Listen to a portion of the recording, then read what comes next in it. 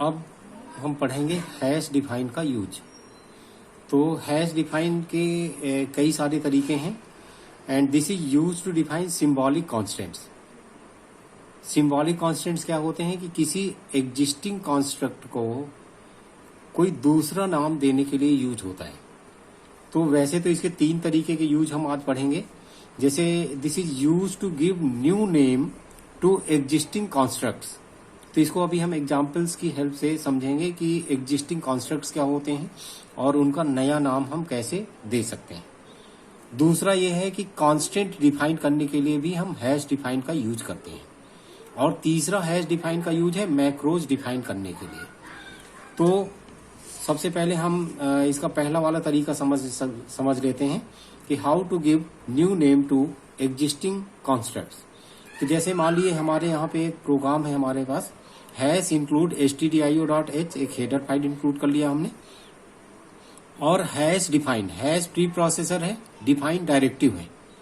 तो जैसे hash include होता है वैसे हैश डिफाइन भी है। तो include is use to include header file, similarly define is use to define symbolic constant. तो हमने यहाँ प्रिंटफ एक एग्जिस्टिंग कॉन्स्ट्रक्ट है और इसका नाम हमने पीएफ दे दिया। मान लिया प्रोग्राम में हम बार बार प्रिंटफ नहीं लिखना चाहते हैं, हम चाहते हैं कि उसका कोई शॉर्टकट नाम लिखें, तो हम पीएफ दे सकते हैं। तो पीएफ की हेल्प से हम यहाँ पे जैसे हमने लिखा प्रिंटफ हेलो, तो ये तो नॉर्मल केस में हम प्रिंटफ लिखते ही लिखते हैं। अब हम प्रिंटफ के साथ साथ ये तो चलेगा ही चलेगा ओल्ड नेम, हम ये नया एक नाम और जो हमने दे दिया है पीएफ, इसे भी यूज कर सकते हैं।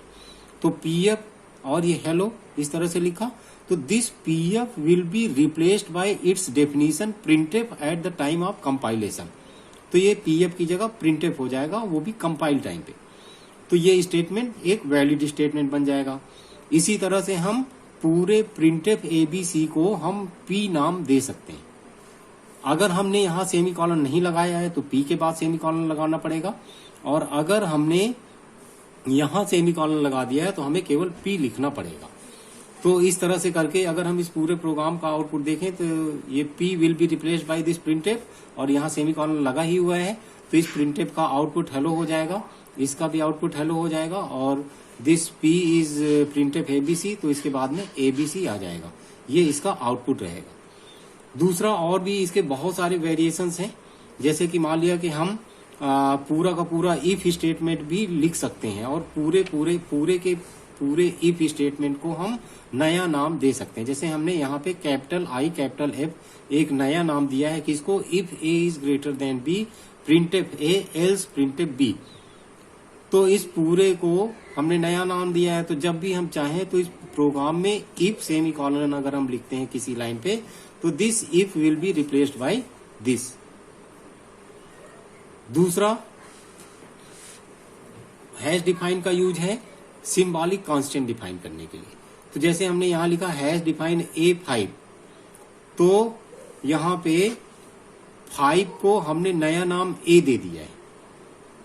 तो अगर 5 कांस्टेंट है तो A भी कांस्टेंट है। जैसे हम कई बार प्रोग्राम में पाई यूज कर लेते हैं, 3.14 की जगह पाई यूज कर लेते हैं। इसी तरह हैश डिफाइन X10, तो हम यहाँ पे नाम कैपिटल लेटर में यूज करें या स्मॉल लेटर में यूज करें उससे कोई फर्क नहीं पड़ता, हम किसी भी एग्जिस्टिंग चीज को यहाँ पे एक नाम दे सकते हैं। बट सजेशन ये है कि we should use capital names to give constant name of constant. Why capital name should be use, so that they are easily visible in the program. और इसके अलावा और कोई यूज नहीं है कैपिटल नेम यूज करने का।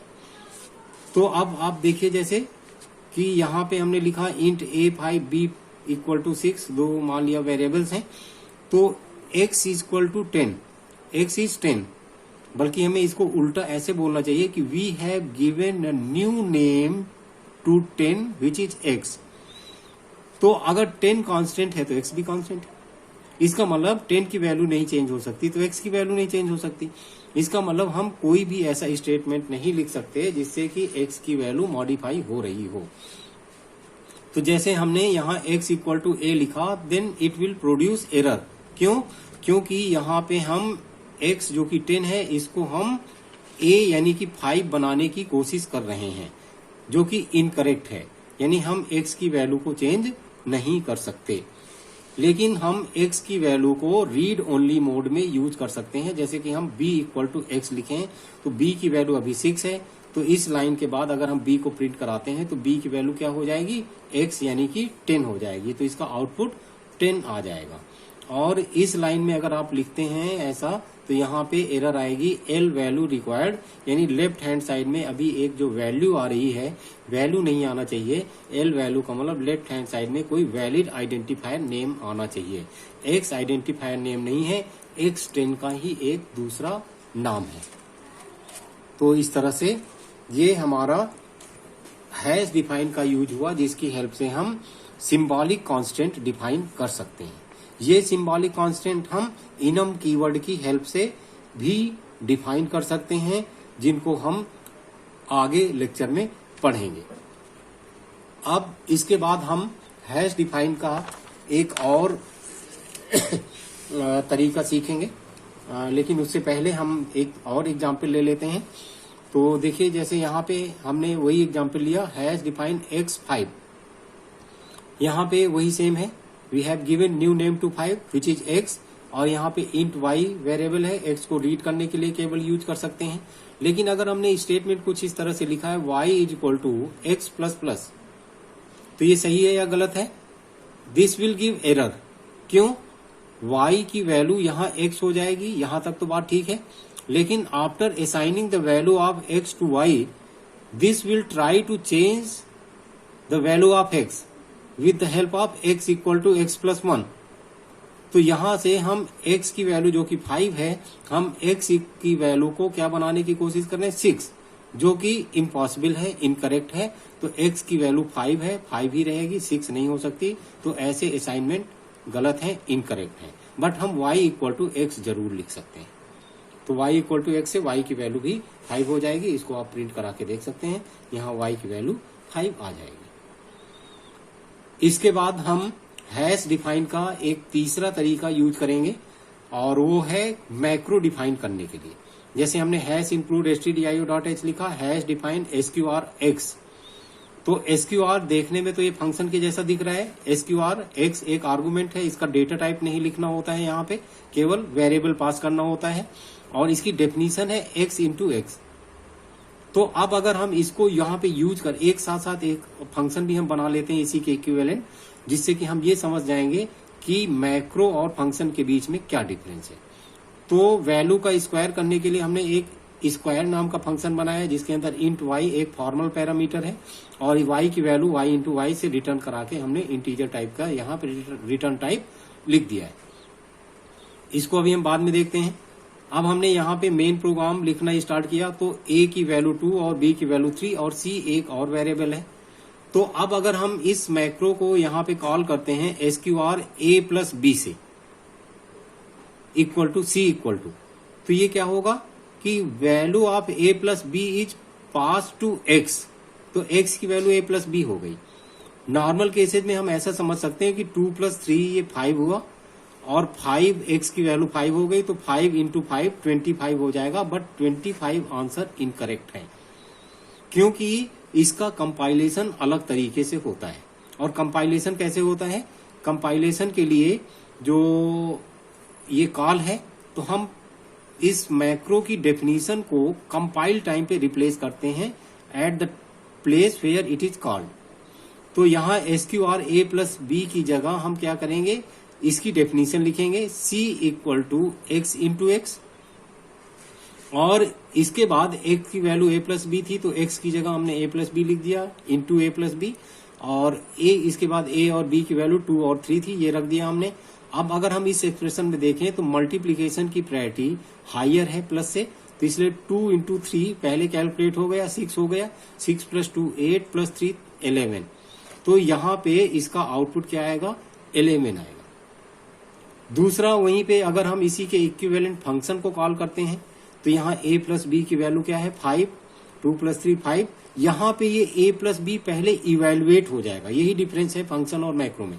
ये पहले इवेल्युएट होके 5 बन जाएगा, तो y की वैल्यू 5 हो जाएगी, और यहाँ से 5 इंटू 5 रिटर्न होगा 25, और फंक्शन वैल्यू कहाँ रिटर्न करता है, ठीक उसी के ऊपर जहां पे वो कॉल होता है। तो इसकी जगह यहाँ पे 25 रिटर्न हो जाएगा, तो C इक्वल टू 25 हो जाएगा और यहां से आउटपुट में 25 आ जाएगा।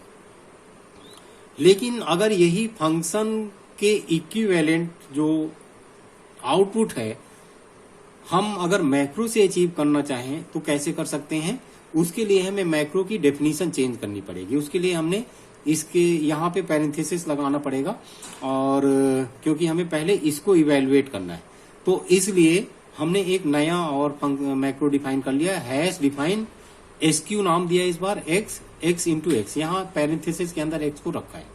तो अब इस बार देखिए कैलकुलेशन कैसे होगा। जैसे एसक्यू a प्लस बी की जगह इसकी डेफिनेशन हुई c इक्वल टू पैरेंथेसिस में x इंटू एक्स, और now x will be replaced by a plus b. तो x की जगह a plus b, parenthesis already लगा हुआ था, तो x की जगह a plus b into a plus b, a की जगह 2, b की जगह 3 रखा हमने। तो ये क्या हुआ, 2 प्लस 3 5, और पैरेंथेसिस की प्रायोरिटी ज्यादा है तो 5 इंटू 5, यहाँ पे 25 आउटपुट आ जाएगा। तो अगर हम यहाँ पे प्रिंट %d और c को प्रिंट कराते हैं तो यहाँ पे आउटपुट में 25 आ जाएगा। तो ये हमारा मैक्रो की तरह हैश डिफाइन का यूज है। ये वीडियो ऑलरेडी हमारा प्रिंट हो गया था, क्योंकि ये स्विच ऑफ होने की वजह से मुझे दोबारा से एक्सप्लेन करना पड़ा। अदरवाइज सारे वीडियोज में हमने क्या किया है कि लाइन बाय लाइन लिखते गए हैं और आपको समझाते गए। तो इस तरह से करके आप मैक्रो का यूज कर सकते हैं, और इस प्रोग्राम की हेल्प से मैक्रो और फंक्शन में क्या डिफरेंस है वो भी आप समझ सकते हैं।